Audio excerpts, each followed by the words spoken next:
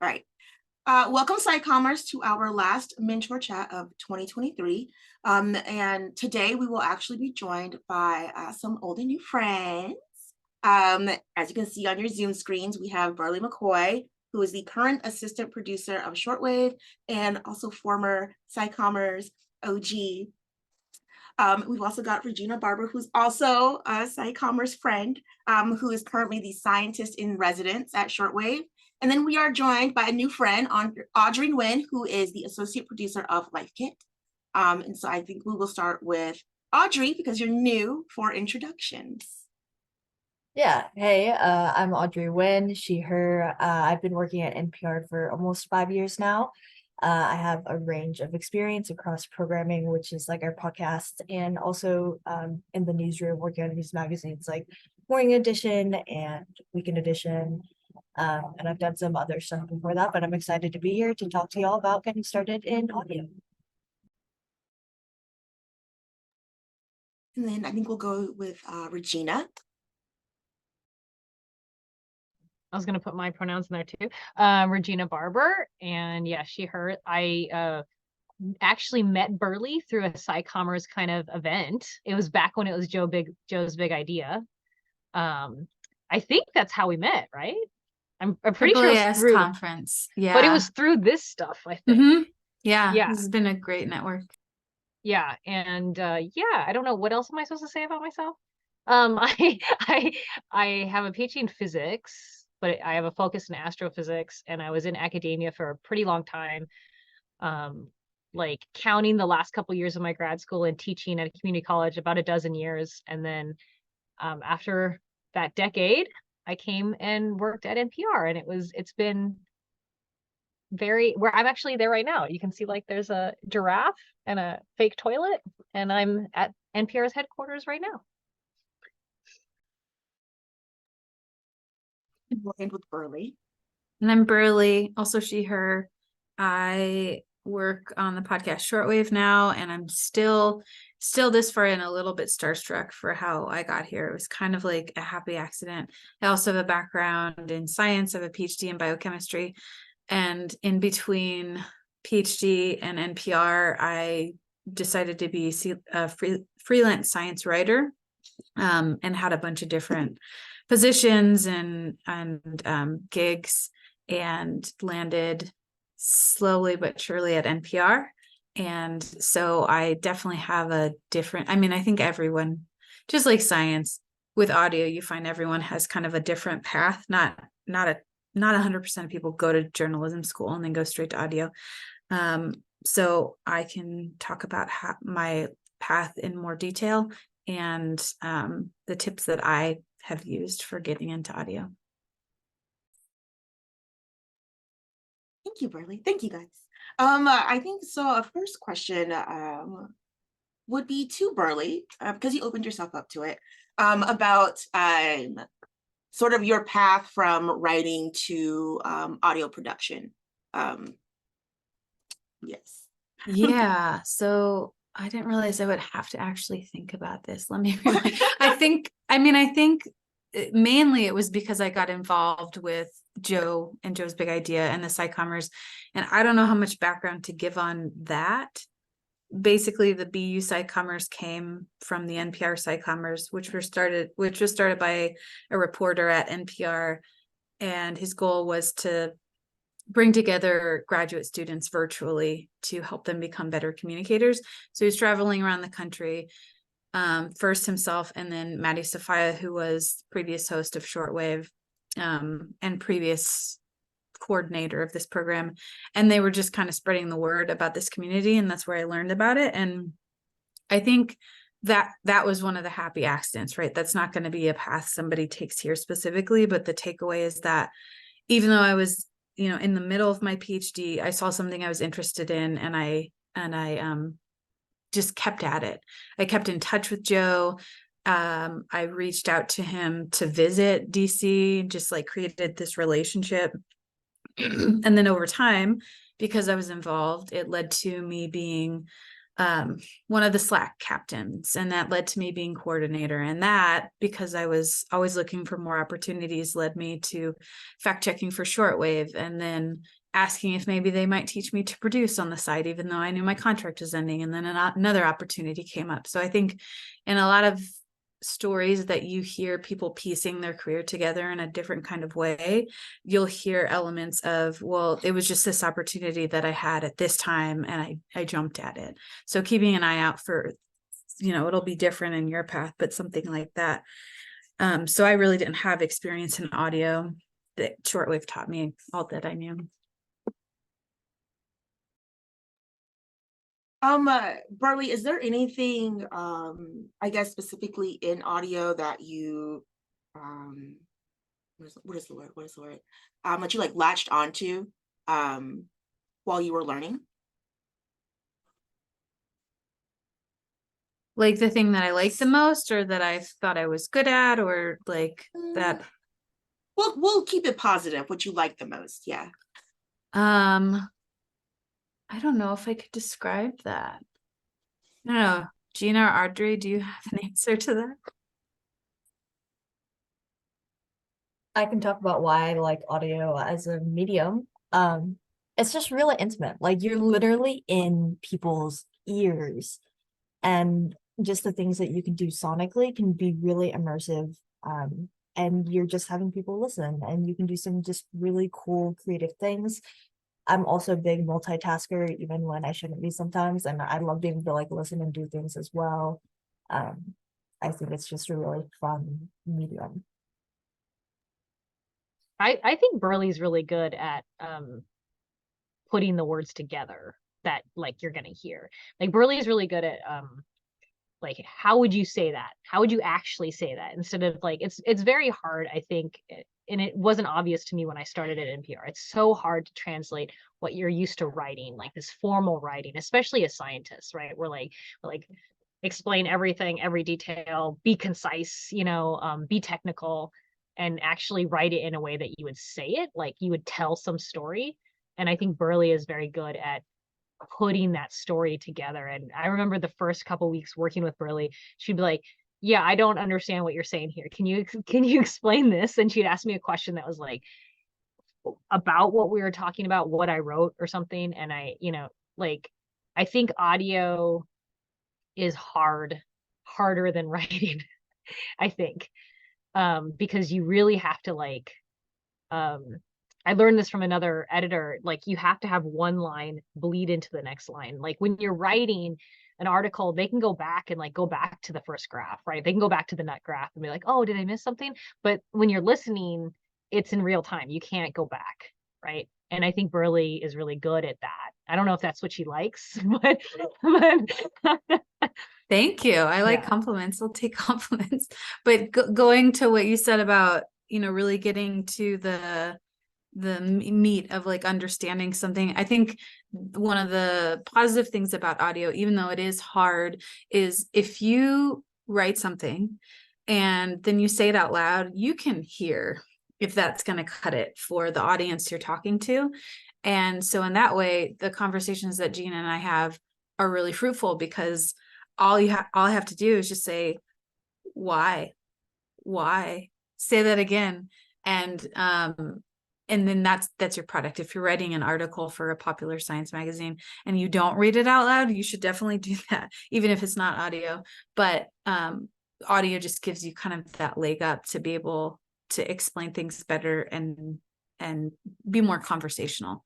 Not every medium, of course, because not every podcast is conversational. There are techie ones and academic ones, but at least for our podcast. I actually wanted to ask Gina also what you think about the merge of like science and audio in particular, because you've been doing podcasting for a while. It's just been different with shortwave than it was with Spark Science. I'm not the best reader. I remember I was teaching university, there are people that are like, everyone says they're bad at math, but if you said, is somebody bad at reading, no one's going to raise their hand. And I was like, and so like I really like watching a video about a science topic or even a news topic or like hearing something. I'm much better at that. So like I really love what shortwave does, that we make it like even short, like 12 minutes, like, and like I think merging science and audio or even videos is like essential to like, I don't think it's patience. I really don't. I think it's like what Audrey said about intimacy, and like science is so intimidating. But if audio is intimate and video is intimate, because I love TV as my first friend, then you can actually like let it sink in. That's what I think. Regina, I will be using this little blurb for my pitch of audiobooks, but they You're are welcome. scientific just papers. It's my new ASMR app, just me reading papers to people. I would take it. I actually had Google read me an article just recently because I was like, my boyfriend was like, "You're stressed out, just go on a walk, have the article be read to you." And I was like, "Okay." And it was amazing. I do think that would be something just for accessibility's sake, at bare minimum, it should be available. I have noticed a lot of other like popular media, like written pieces also have like the audio option to listen to. And I always choose the audio option if I can, because I will be distracted. Audrey, so Regina and Berly kind of came into podcasting and audio from academia. How did you get into audio? College radio, baby. So I know Boston University has college radio. I would really encourage y'all, if you're serious about getting involved in audio, or if you're just curious, your college radio station is a great place to start. It feels kind of low stakes because people know they're listening, that you're just students, but it's also, you get a lot of responsibility at the same time. So it's just a fun place to be. So in college, my first home on campus was, I went to UT Austin, KBRX, and I had a radio show there for the duration that I was in school. And then after that, I ended up working at a Vietnamese TV station and volunteering at a Pacifica radio station in Houston. And then I ended up at NPR. So. And so I guess this is a question for everyone. And so I'll pick who goes first. But what has been like an unconventional or a surprising audio story that you have worked on? Maybe a story that didn't necessarily seem like it was going to work for audio, but did. Spectacularly or not, I guess, just like it did. And I'll give you some time to like think about it, go through your catalog. I have one, but it's Burley pitched it, and it was called "What is Life?" And I was like, "What is this?" And I was like, "What is love?" It's what I thought of. But like, so I was like, "What do you mean? What is life?" And she was like, "Oh, it's like an explainer, like what in biology?" Because I don't know very much about biology, so she's like, how do you explain what is exactly life? And it was a really good episode. And then we found out that the guest really liked Star Trek, and I really like Star Trek. So, and then we started going off about, is Data, an android on Star Trek, alive? And that turned out to be like a quarter of the episode, if not more. And it just kind of blew up. Like people loved it, and it was just like really, I mean, it wasn't totally about life, but I don't know, it was.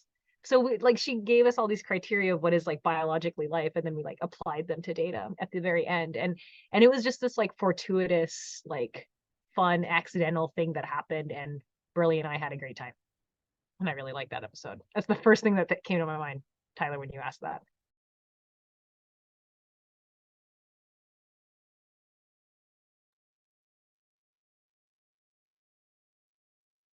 Are you I'm guys literally looking through my stories I'm right looking now. through my bylines as well. It's yeah, I think I'll it's put gonna I'll be put a more. link to that episode in there in the chat. I think I'll be looking. I don't know if it necessarily surprised me, and if I come across one, I'll definitely use it. But I'm trying to find one that just works really well in the sound medium.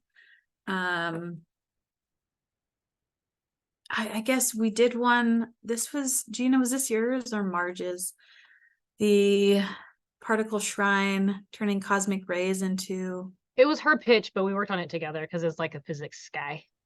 Yeah, it was like this physicist working with this artist to turn cosmic ray data into a light and sound show. Those types of things are obvious that it's going to work for audio. So I think the challenge is when you find something really visual and it's got amazing visuals and you want to be able to tell, can I turn this into an audio story? Like maybe it's glass frogs, like these beautiful frogs. Do they make sound? Well, then it could be amenable to audio. But you can also do things musically, like you can get really creative with audio, but it does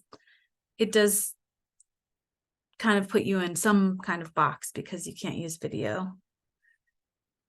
My mind went the same place that yours did, really, where I was like, what did I work on topically that I thought wouldn't translate that well into like an audio podcast? And I guess I would say a lot of food content, like Life Kit covers food. I worked on this episode with my friend about like Mexican home cooking 101. And with cooking stuff, I generally think that like I like watching YouTube videos. I'm a very visual person as well. But it's been surprising. Yeah, you have to really get creative, not only with sound design, but just like you really have to take a beat and pause and think about how you can best deliver your information with the given medium that you have. And you also have to really consider your audience too. That's something that I enjoy about my job. Which totally goes to Ben's question in the comments I just saw. But I did just find one episode, I'll say real quick. Why finding kelp in the Galapagos is like finding a polar bear in the Bahamas. So we did this That's one in true. June, and it was just how like finding kelp in this particular area was wild because it wasn't ever really thought of to be in this area. And so they found like football fields of it. And if you think about anything marine biology, which is like the number one thing in surveys our audience says they like, I mean, that and space, they're really close. Yeah, I was gonna say. I didn't forget about you. I didn't forget. But that's got so many visual awesome elements that it was tough for me to think of, okay, what could be audio in this? And I don't know if we ended up using it, but the scientist was going on a field expedition before the interview, and I asked her to just take her phone and record herself as kind of like a diary, like a scientist diary. And that can be a way to get around, oh, everything's visual, is by having somebody kind of narrate what's going on in real time. I will say too that like before we get to the audience question, just to piggyback on what Berly said, is that there were pictures of this kelp forest that were really amazing. I remember when Berly showed me, I was like, oh my gosh, like I didn't think that's what it looked like. But we can write an article associated with the audio. So we were just talking about that, like when there's two options. And when you have something that's really visual, it's a really good idea to write like 500 words or 800 words, like with these images. And then that actually really helps the listener, at least for me. Like I will listen to the audio, but maybe if I'm really interested, I'll go back and read those, less than 1,000 word and look at the pictures. Now, Berly, you can answer Ben's question. I don't know who our audience is. Yeah, I mean, yes, you do. I mean, I think after a while, when you make a product, you kind of just intuitively know who your audience is because you make the same kind of thing. So Gina could tell you if somebody pitched her an idea, if that would be a shortwavy thing. I think the further you get away from that analysis, the harder it is to like answer your question with words that would make sense. But we, like, without getting into the analytics of the surveys that we've put out and the details, what we try to do is speak to people like they're intelligent, but not like they know the language of science, which I think is a lot. That can be very broad, right? That's kind of the goal that you want to aim for for most science podcasts, unless they're directed directly at scientists or directly at middle schoolers or something. But we want our audience to be broad enough that we never want to dumb anything down, but we also don't want to be an exclusive club. So we really think about our language when we're scripting, about making sure we're explaining things that we need to explain without making someone who maybe knows the field feel like, oh, this is for kids or something like that. I don't know if that answers your questions. It's not super specific. Yeah, can I also ask a follow-up to that as well? So when you're thinking about different scientific topics to cover, although they might not be controversial based on evidence, but thinking like GMO, CRISPR, or something like that, do you try to use your stories or maybe audio from your interviewees to connect on potential audience values as well, which is also probably hard to do if you have a general audience? I don't think so. I don't think we try and sway in any way. That doesn't quite sound like it's bordering on like persuasion. Like, I don't think that's what that scenario sounds like. So it might not be our audience's values, but their interests. And we do a survey every year, a couple of years, to kind of see what people are interested in. So we found, like I said, marine biology and space, and also climate. And we can also look at our analytics. So we base a lot on that. Like, okay, people aren't really listening to COVID stories anymore. They're tired of it. What were you gonna say, Gina? Yeah, I was gonna say, like, I think to kind of answer Ben's question, the way I heard it is that, like, we Berly and I and the show have our own values that we kind of make sure are inclusive. And so, like, we don't say crazy, we say wild. We make sure that our guests are diverse, that we try not to kind of go into a story and make it seem like we have an agenda, but we're not going to put something that we find is disrespectful, right? So I think because of that, maybe our listeners have similar views, right? But I don't think we project it in that way where we're like, these are our values. But because we're so consistent, I think it comes out that way. I'm not known for being subtle, but I think our show is.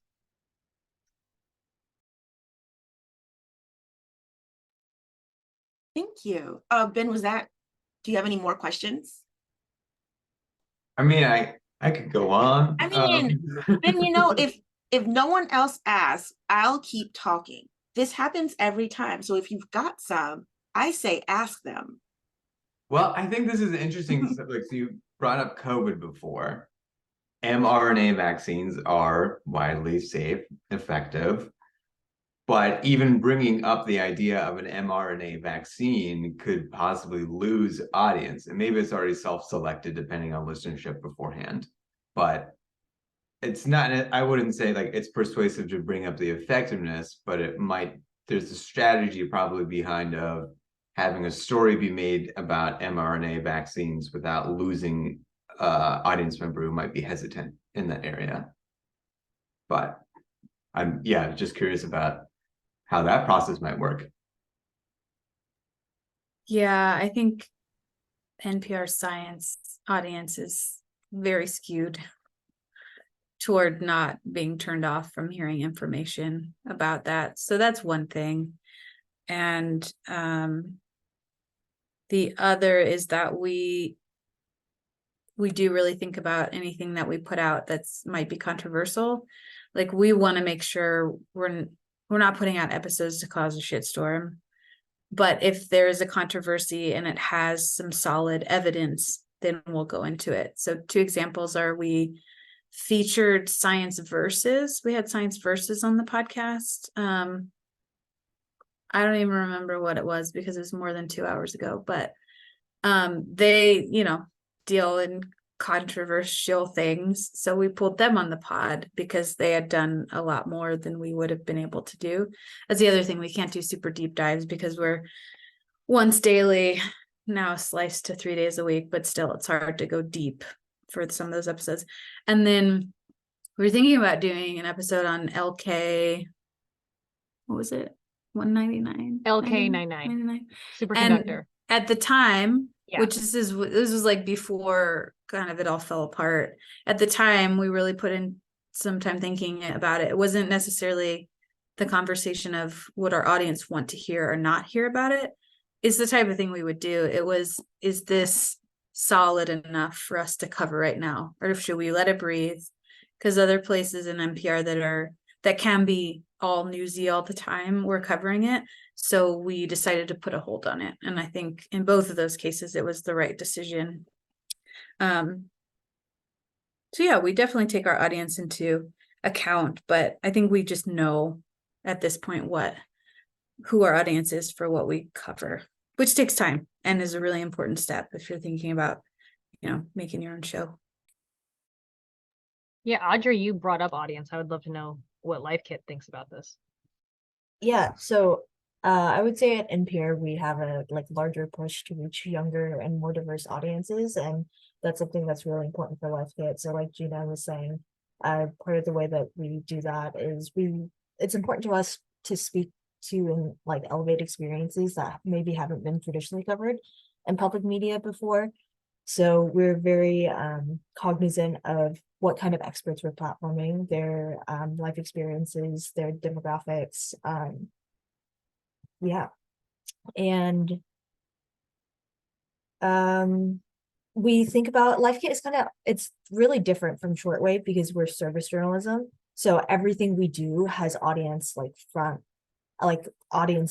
of mind. So our audience for an episode we did about changing your name, we decided to focus on the trans experience, right? Versus leaving it more broad and doing last name changes for marriages and stuff like that. I did, what else? We've done episodes on parenting too, right? So it's who we consider for audience really depends on the topics that we're covering. And also knowing that something that comes up a lot is if you try to make something really widely accessible, sometimes it's who are you leaving out? And sometimes there's a lot of power and specificity as well. So take, for example, the name change episode. Did that kind of answer the question? Yeah. And I imagine, for each product that NPR produces, there's going to be a different target audience. Is there an overlap? I mean, it kind of goes into the analytics, which I would love to geek out on, the statistician, data scientist, and also a big fan of NPR, so super curious. I can stop too, so other people No, I when you say overlap, it makes me think of there's also stuff that we do that for instance, it's kind of both. I was obsessed with the movie The Core because my friend had shown it in it's a disaster movie about geology, and it came out 20 years ago, and I was pushing that we should do an episode on The Core. And then but we also got listener feedback a year ago or 2 years ago that they wanted to hear about The Core. But the point is that I was enthusiastic about it, and I'm sure there are people that listened to that episode that never seen The Core, probably will never see it, but still enjoyed it. Or maybe it got them to watch it. Or there are people that watched the movie and they're I wanted to see this. So there are things that you can do that are sciencey that you care about, and as long as that enthusiasm is there, I think you can do that. And it's not, I don't know, sometimes you don't have to, I shouldn't say you don't have to think about the others, because we kind of did, because the fans wanted it from years and years ago. But if you really care about something, it's going to come through in that product, right? And people are going to actually give a crap. I think that's the overlap that I don't know, I can think about when you're talking. And NPR specifically, if you want to think about overlapping audiences, a good way to look at that is we'll do what's called feed drops, where we'll drop one, if Life Kit did a science adjacent episode. So I hosted an episode about how to get into birding, and Shortwave actually ended up doing a feed drop with that. And we've done feed drops from Shortwave about especially peak COVID stuff, vaccines, mailbags and stuff like that. We would take that and drop it in the Life Kit feed because our audience is interested in health, wellness, actionable tips, stuff like that. Cool. So we have another question from the chat about the life of a story. So what is the process from idea to airing, and typically how long does that take? And I think we will start with Audrey, since you're already talking. Yeah, so it's hard to give a general answer. I can talk about Life Kit's process. It's very dependent on the parameters of the show that you're working on. Maybe actually I'll start more generally, right? It's like, are you going to do something that's scripted, or are you doing a two-way? This is like lingo, right? Two ways are when it's just like a host in conversation with a guest. So that's a lot of what shortwave does. Life Kit also does that kind of. It also does what we call fully scripted episodes, where you interview people ahead of time, and then you cut up what they're saying and you weave it in between lines of copy. It's kind of a similar experience to reading a digital article, where you have something generated by the journalist and then they populate it with like supporting quotes, right, from experts.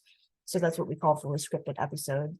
Those episodes take longer than two ways. For two ways, I'll let shortwave kind of talk about that. So with fully scripted episodes, we'll have pitch meetings about once a month, and we also take pitches from freelancers. Once that gets greenlit, then we do a brainstorming session where we sit down and we think about what is the question, who is the target audience, and Life Kit is very much about actionable takeaways. So then we think about in that brainstorm too, okay, what are the actionable tips that we can drive to, and what kind of experts are we gonna try to book that will be able to speak to these things. Of course, those tentpoles, those takeaways will change as you talk to experts, but we'll tape that. The whole process for a fully scripted interview is supposed to take about 2 weeks, but it always takes longer than that. And okay, the process of idea to airing. So then it's like you tape the stories, then you take time to listen through the audio and you pull out little highlights, or like you pull out different clips, and then you write the thing, and then we'll do edits called live to tape edits, where you read the script, and then the producer, that's the role that I play, will play the audio, and then we'll give edits at the end. We do that process 2 to 3 times, and then the host or reporter tapes the thing, the producer takes the audio from the host and then weaves in the audio from the experts, and then they send out a sample. We call them scratch mixes. People listen to that, give edits, and the producer implements those edits. Sometimes we do what's called retracts, where the host or reporter will re-say something that gets rolled back in. And that's how fully scripted episodes happen. I'm sorry, that's like pretty in the weeds. That's kind of what I think you asked. If anybody has questions, I'm happy to follow up. There might have been some jargon in there I forgot to clarify.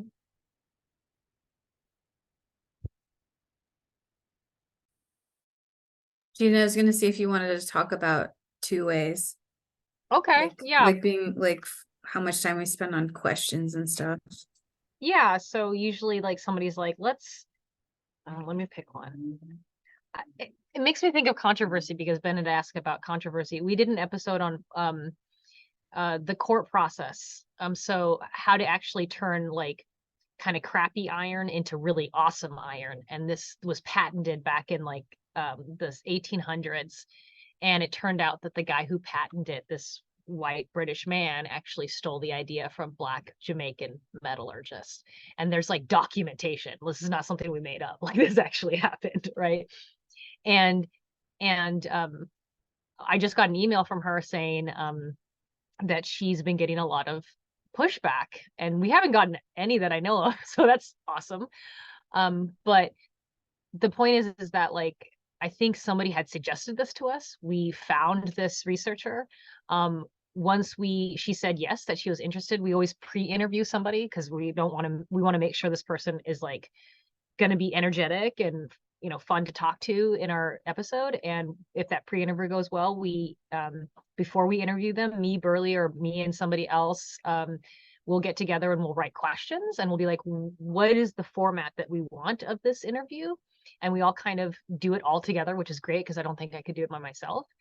And then once we ask those questions, if the conversation went really, really well, we don't actually have to like cut out lines, or like Audrey was saying, in like a digital piece, like a nice quote or something. We can just take a giant chunk of that conversation, which is what we call a two-way.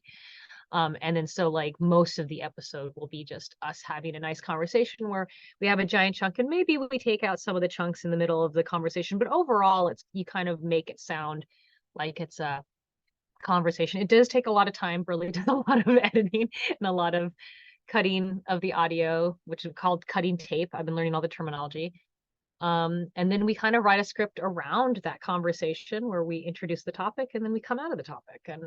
And that can take as short as 2 days, which we call a short turnaround, or it can take a month where we're sitting on something forever because there's lots of guests.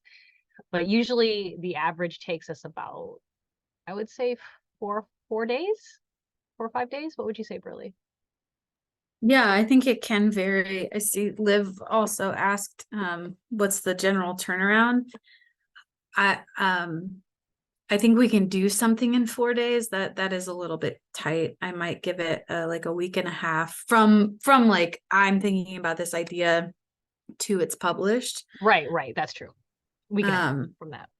But we also have like Gina said, day turns. On Friday, I'm doing an episode that will go out on Monday. And that is because we get to use our science desk reporters. So that means they're taking a lot of the work off my plate. I'm just doing solely production, just like chopping the audio, scheduling the episode. They're going to write the script. And then Friday morning, we'll get together for an edit/taping. So because they're desk reporters, they do this like all the time. We kind of expect the script that comes in to be close to ready to go. So in the first half hour, we can just make some edits. In the second half hour, we can tape. I take that audio then and I turn it into an episode for Monday. So we can do that in a day if we have somebody that's providing us with that information. But if like one of us are writing and scripting, oh gosh, I'm awful. Like my writing process is me spinning in circles half of the day. I don't know why my brain does this to me. But it can take me so long sometimes, or it can take an hour. I can't predict it. But like the concrete steps are pitching an idea, getting a pre-interview, setting up the interview, writing the questions, editing the questions with your team, doing the interview, doing the initial pulling out of the pieces, doing a script edit, doing a taping with the host for the scripted lines, putting together that audio, going back and forth with the editor over a day or two about, I can still hear your breath. This music didn't work. This is too loud here. To sending it to our audio engineers, which we're lucky enough at NPR to have. You won't have that if you just started your own podcast. So they can clear up like the technical sounds. And then we write a little digital page and schedule it. So, you know, if I was only working on one episode, I could do that in a few days. But because we're 3 times a week, I'm often working on Monday's episode and I'm getting together a reported piece that I swore I'd do last month and I'm trying to do now, pitching pieces. So this type of work is definitely for somebody who likes to procrastinate with other work. I love it. I do that all the time. And then, yeah, happy to answer more questions about that. But I think somebody's interested, Audrey, on your freelance pitches. Freelancing, yeah. So freelancing, how it works would depend on, I guess, the type of freelancing you're trying to do, like if you're trying to do audio versus written stuff. But generally you're like a free agent where you're pitching to an editor and then the editor will greenlight it and then they'll give you some kind of contract and you'll get a certain amount of compensation. And then they should also clearly outline expectations. And then once that contract gets signed, then the process happens. A really good resource if you're thinking about freelancing is Tim Herrera formerly of the New York Times. He helped start their Well section, has this Substack called Freelancing with Tim. I'm gonna drop it in here.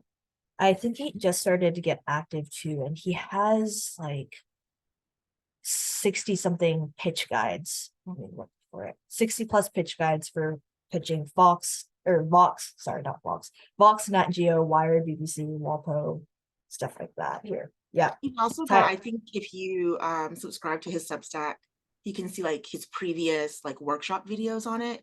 And then at least in the past, because I spent a lot of time with Tim, he doesn't know me, but I spent a lot of time watching his stuff during the pandemic. He would do a lot of like free workshops that were really nice. Yeah, it's great because he's like someone who took freelance pitches. Something that I would say is people like for Life Kit specifically, because we are audio journalists, we look for people who have a background in audio, although sometimes we do greenlight stuff from people who have really extensive like written experience and are just kind of getting into audio. That's more rare nowadays, but it was something that we were a lot more open to at the beginning of our show when we were scrappier. And we had more time and resources to dedicate to helping develop people. It's a lot of hustling. With that. Another question from the chat. Got a couple. So there's one question about sort of finding ideas, whether they're external pitches or from sort of like news sites or PIO sites to get like embargoed papers. Is there a specific avenue that Shortwave or Life Kit takes to finding topics? Yeah, to sort of like add on to that question a little bit, I was also sort of thinking about the tension like between, like you were saying about, well, what's kind of newsy if our news, like our news desk is covering this, like maybe we might sit on it. I feel like in science communication and specifically like working in audio, you do kind of have that tension of like what is interesting. And like I really love documenting the process of science because I think that's really fascinating. But oftentimes like that can be a harder pitch versus like this is a cool new publication that came out. So yeah, I wonder what, because like shortwave is a bit more like interview based, right? And so you're not necessarily doing a ton of like field reporting where you get some of that process. Are you like really focusing on more like outcomes based reporting or outcome based stories, I guess? Really? Yeah, I think we do try and we tend to do more evergreen stories sprinkled with news stories. So we can get our news stories from the desk just because they have the resources to do the deeper dive.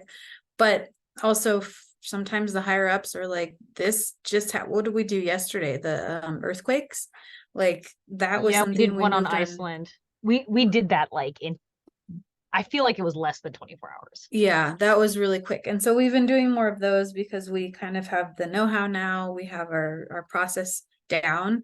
So we have different types of stories, but a lot of times we do like to have things that are considered evergreen because we do what's called encores. When we're getting overloaded, we do one or two of these a month where it's just it's like a rerun. So we want to be able to reuse those episodes. And if they were super timely or super newsy or focused on one study, then we wouldn't be able to do that. So a lot of our episodes don't focus on like this one study. It's more of a narrative of a larger topic, except for our news roundup, which Gina can talk about. Those every other week are very newsy. They do focus on a study. But Gina is a physicist, so like she has the ideas just come out of the works all the time. I have pushed a couple episodes where I was like, we should just do that. And it's like, it's a history episode.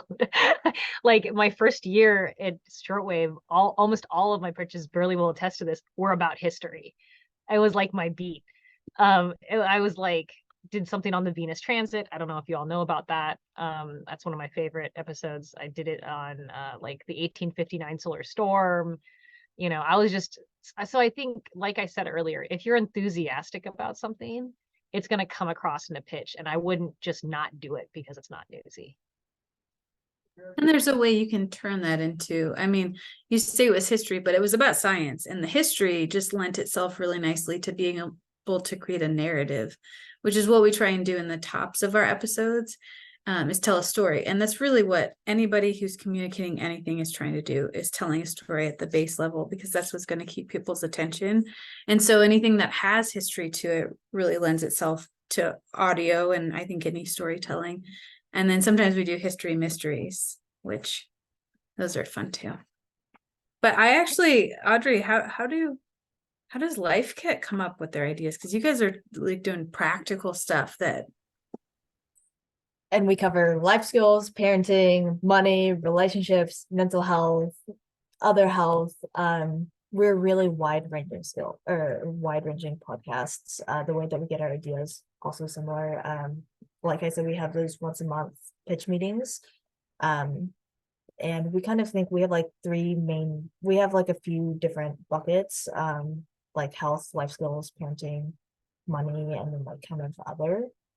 So we try to sort our pitches into that. We also get freelancers who email us real quick, kind of circling back to what we're talking about with freelancing and pitches and stuff like that. If you are doing that or you're considering doing that, don't be afraid to reach out to people who work on the show and ask them, like, do you have any advice for me pitching, or what kind of things are you looking for?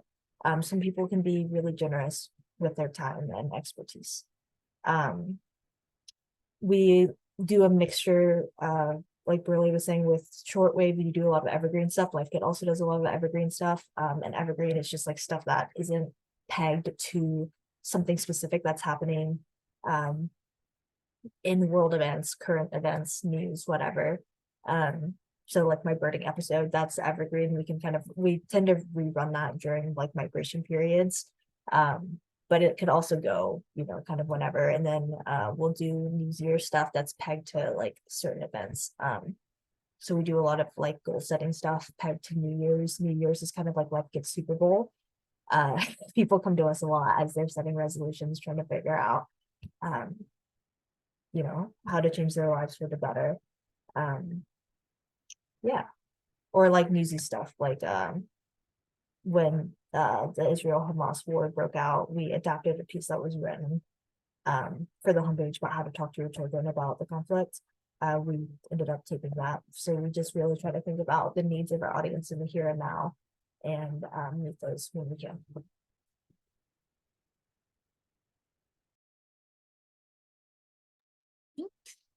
And I want to be mindful of everyone's time. We have about 10 minutes left. So for people, and this is a question for everyone. So for people who are sort of just getting started in audio, what is the first thing that you sort of think about when you want to turn an idea into an audio story? And we will start with Berly. Well, I just want to acknowledge that the barrier is high. Like, this isn't an easy thing to get into because there are so many moving parts. It's hard enough to go from science to science communication.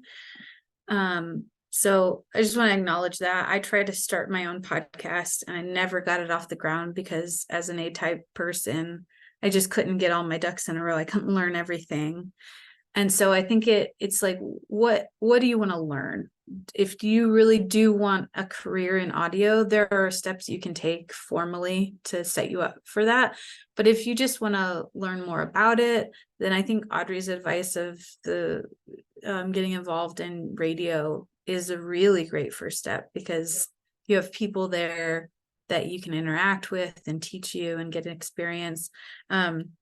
If you're a tinkerer, then you can download Audacity, the free software for audio, and just start playing around. If you're not a perfectionist, just record something and put that mess on the internet. Like, that is how you're going to get better, and you're going to look back at it someday and cringe. But if you're the type of person who can dive in and not be a perfectionist, I would just start finding things like that where you can play. And then if you are a team player, maybe get a group of friends and start a podcast. Sadie Witkowski did this when she was doing her PhD at in Chicago, PhD in drinking. She now, works in podcasting. Maddie Safaya did that with her podcast. I can't remember what it was called. It was just like conversations with her friends about research. And just, your expectations should be low on like listenership. But the first thing you need to do is get skills if you want to learn how to do this. And then if you have I think that's the first thing, is just identifying why you want to do this. And then that'll kind of lead you to what steps you can take. And if you have that specific already and you want to like ask now, like, this is what I want to get out of it, I might have a little bit more specific of an answer. But Audrey or Dina? Yeah, real quick. If you want more formalized education in audio, there's something called the SALT Institute for Documentary Studies that offers a semester-long graduate certificate program that focuses on radio and podcasting. And quite a few NPR alums, let me get this in for you, quite a few NPR alums have actually gone through this semester-long program. It has a good reputation. Like me personally, like I'd like to think I'm a tinker, but I do way better in like structured learning environments. So this was something I was considering before I ended up being able to just like land where I landed. Oh, also volunteering at your local member station is a really good way to kind of get your feet in. I hate like advocating for like unpaid labor, but like volunteering is different. I know WBUR is a huge member station in Boston. I looked before this, they don't have any volunteer opportunities right now. But if you end up in a different city, member stations are a really good place to start your journey into audio, if you're interested in audio journalism specifically. What was the original question? The original question was, what's the first thing you think of when taking an idea from idea to like audio story? Yeah. I mean, the first thing I honestly think of is like, I really like this. And then I try to tell Berly, or I try to tell our boss. And then I realize that I'm not telling it like I'd be telling it at a dinner party, right? Like, or telling it to like my friend, or telling it to my kid, right? And so like I first do it in a way that's like super technical. And then my second try is that I'm like, oh, why is this exciting? Why would I be telling it to like my friends at a dinner party who aren't scientists? So that's the first thing I think of, because if you can do that, then you're like 80% of the way there, I feel. The other thing I would say is that the starting out thing, I just did an interview with them, and I say in this article the same thing, but if you're at a university, there is a crap ton of like resources that you can take control of, like, or take advantage of. There's a press officer, if you want to learn how to write, literally go up to them and be like, can I write something for you? They might even have money from you. I agree with Audrey. Like, I don't like to say do things for free, but sometimes you have to. Like, sadly, I did a podcast for 6 years for free. Like, but like, go to the press officer. The second person is go to the radio person, like Audrey said, like work for the, try to do something for the college radio station. See if they want a little segment on science or something like that. Again, they might find money for you. The third thing is that is there a TV station? So our really small, like basically teaching college had built a TV studio right before COVID, and because COVID hit, like nobody really knew about it, nobody was using it.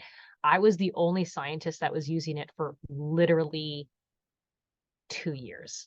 and then finally other scientists were like, oh, this is here. I'm like, yes, it's here. Like and it was free to any student, any teacher, any like administrator that wanted to use it. It was there for you to use. There was a rental place where you could rent cameras, you could rent lights, you can rent audio equipment. Like, just look at what is free, because there's a shit ton of things for free. And especially universities, like they want to help you. And if you're a grad student still, you can use it. Does anyone else have any last burning questions? I have a kind of final question for you all. I've been like really excited about audio and kind of like came to science communication actually from being interested in audio as opposed to kind of the other way around. Um, but I do like a lot of my own short little audio stories. Like I'm currently living in Panama, so got lots of like toucan recordings and just like fun things that I hear kind of out in my daily life. I love using my phone to record things, and I would really recommend. Yeah, voice memos is the best. But my question is like, how, as I'm kind of like looking forward to a hopeful career in audio, do you have any advice or encouragement about how not to be like super discouraged about the state of things? Like I think like hearing about Invisibilia getting cut and like shortwave getting cut back was like really, I really kind of set me a bit into a spiral. Like, is this actually like an industry like as a young like someone in my early 20s like I should be trying to get into right now? Um, so yeah, any encouragement would be extremely welcome. Or yeah, like reframing of or a different take on what's happening right now.